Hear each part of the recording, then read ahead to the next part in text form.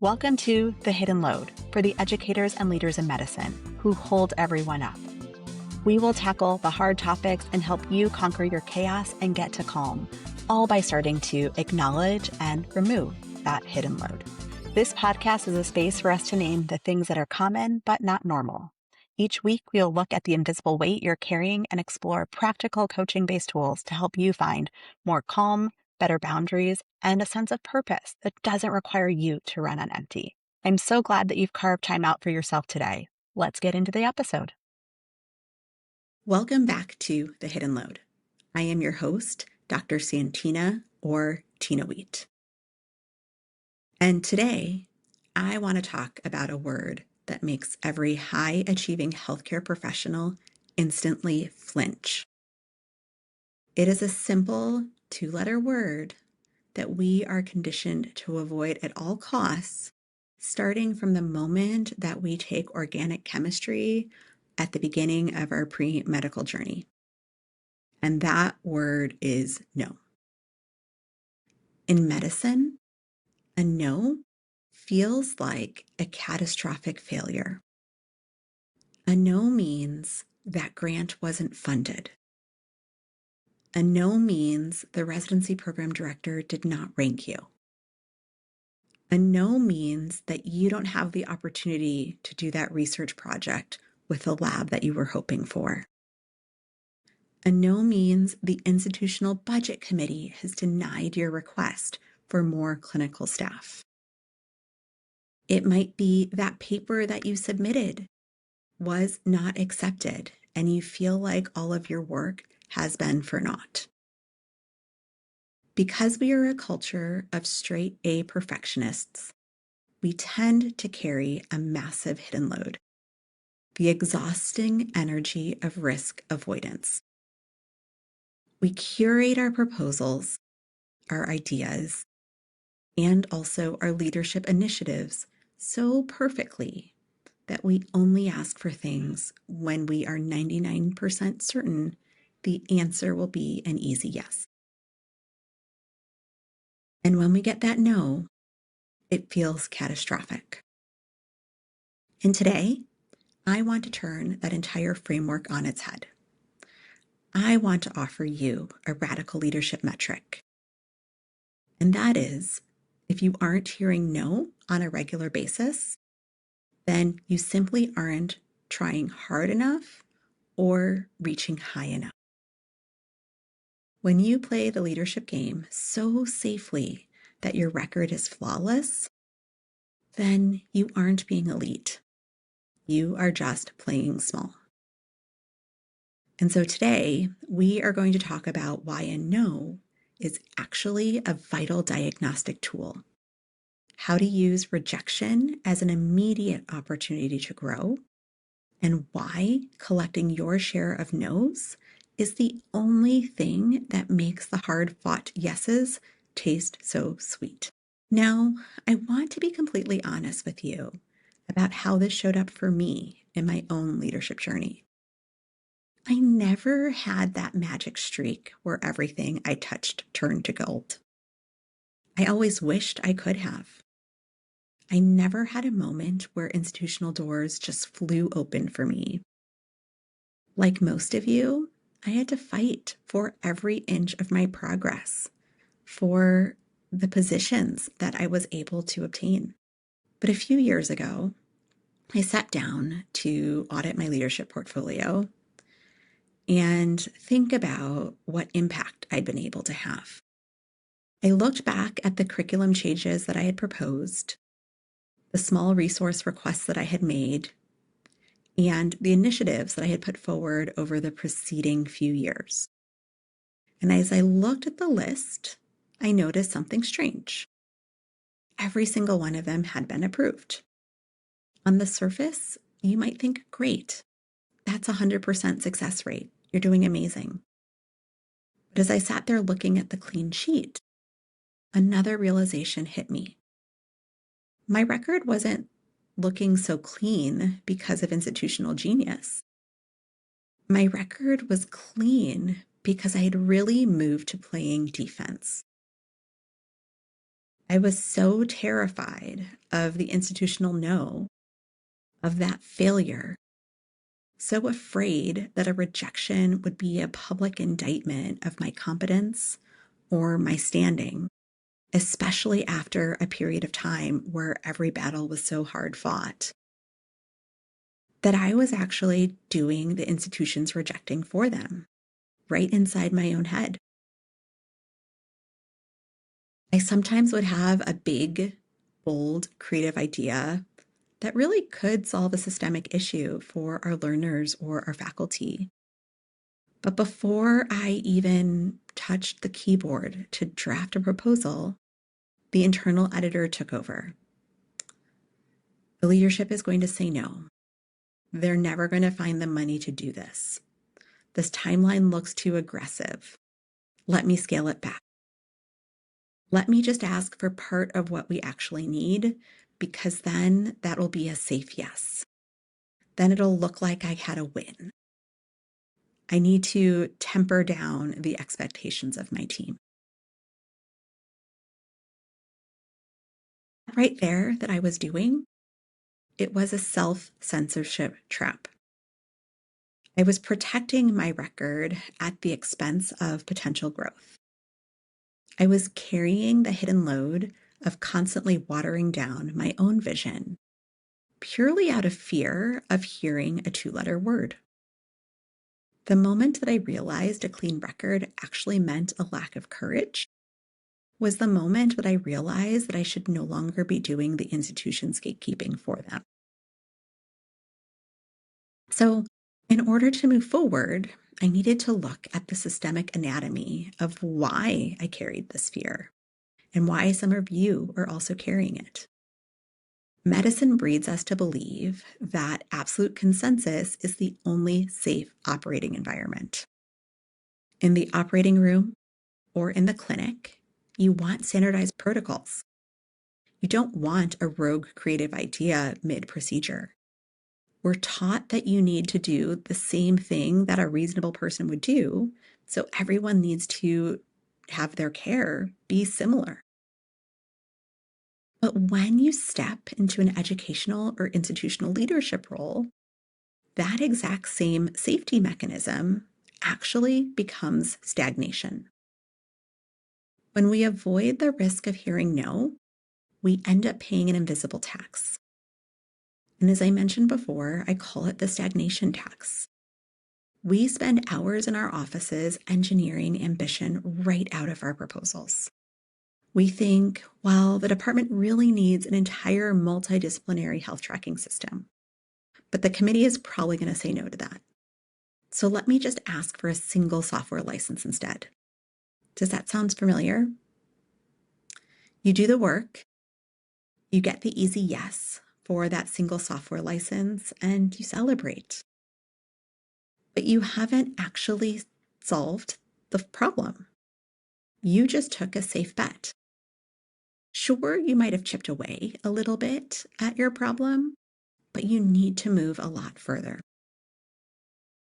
When you shift your perspective to realize that a no is not an identity crisis, but instead it is simply a data point, then everything can change. A no tells you exactly where the institutional boundary is. It tells you where the financial friction lies. It tells you what objections you need to solve for. If your leadership portfolio doesn't include a folder full of rejected proposals, it means that you are leaving your best ideas on the cutting room floor out of pure comfort. And so this is the place that we have to push ourselves. We need to lean into that opportunity for discomfort. So what happens when you actually step out on a limb? When you send that big proposal and you get the email that says, "Thank you for your initiative, but we can't support this project at this time." Well, a lot of us, we feel that on the inside. We feel like we did something wrong, that because our idea wasn't accepted, that we're not good enough. But how do we avoid that? How do we handle that without spiraling into imposter syndrome? In order to not spiral, we need to use the post-rejection diagnostic pivot. We can treat the no exactly like a complicated clinical case that didn't go the way that we expected or hoped. When this happens clinically, we don't yell at the chart. Well, maybe some of us do.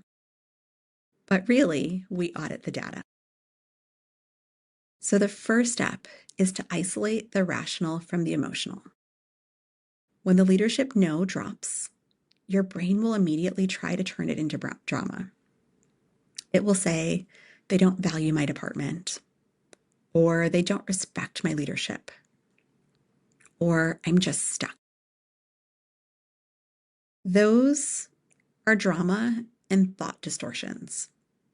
And I want you to strip them away. And instead, I want you to find the structural reason why you received a no. Was it actually a timing issue? Was it a capital constraint? Was it an alignment failure with the hospital's current fiscal or strategic plan? When you treat a no as a diagnostic riddle rather than a personal insult, it becomes an immediate opportunity to grow. Once you've done that, the second step is to conduct the no debrief. Never let a no hang in the air without an autopsy. Walk back into the office of the person who gave you the rejection. Do not go in defensively or angrily. Go in again as the clinician conducting a case review. Say this exact phrase: I completely accept the decision on this project. For my own growth as a leader, can you help me understand the primary variable that made this a no for the institution right now? I'm telling you to think about it first and then go and ask the question so that you have the opportunity to determine if you evaluated the situation correctly. And when you go and ask the question, most of the time, they will lay out the exact roadmap for how you can turn this into a yes at a time that is more appropriate, maybe 6 months from now. By doing that, you learn the institutional landscape through the rejection. You figure out what process you could follow to get maybe this change or another one through the process.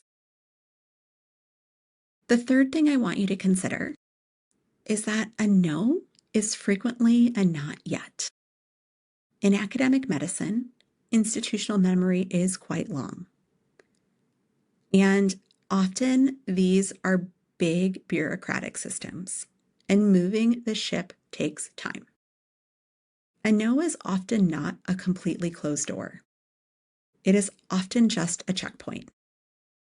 It means that your argument hasn't fully accounted for the current pressures yet. And when you understand that, it forces you to really sharpen your data, to build better alliances across departments, and to come back with a clinical argument that is bulletproof. And here's the ultimate truth of this leadership dance. The no's are the only things that make the yeses so incredibly sweet.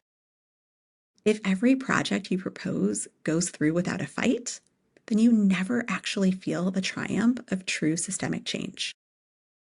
The yeses that stick with you, the ones that change the trajectory of a residency program, the ones that secure the funding for a community health initiative, the ones that protect your faculty's well-being, are almost always the ones that started as a definitive doors slammed shut no. When you fight for a concept, when you take the rejection, when you use it to iterate, to learn, to grow, and to understand your institution on a deeper level, you build leadership muscle. And when that final yes lands, it isn't just an administrative victory. It is proof of your resilience.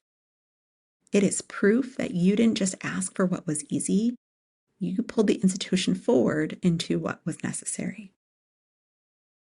I want you to think about how sweet that victory feels. You cannot have the high of those victories without being willing to risk the low of the initial rejection. So why does this matter for those of us who are educators and leaders? Well, because our trainees and our teammates are watching how we handle the closed doors. If your residents see you get defensive, angry, or completely defeated every time an institutional request gets denied, then they learn to never stick their necks out. You are teaching them to be cynical, safe administrators rather than the bold clinical leaders that we need. When they see you take a no, dust yourself off, pull the data apart, and say, all right, team. They said no to option A, which means we just learned what they won't accept. Let's build option B. Then you are modeling real institutional stamina. You are also modeling for them that it's okay to receive a no. Oftentimes, people look to their leaders and think they've never had a door shut in their face because they only see the positives. It's important for them to know that happiness and success in our career is not a straight line. There are bumps along the road.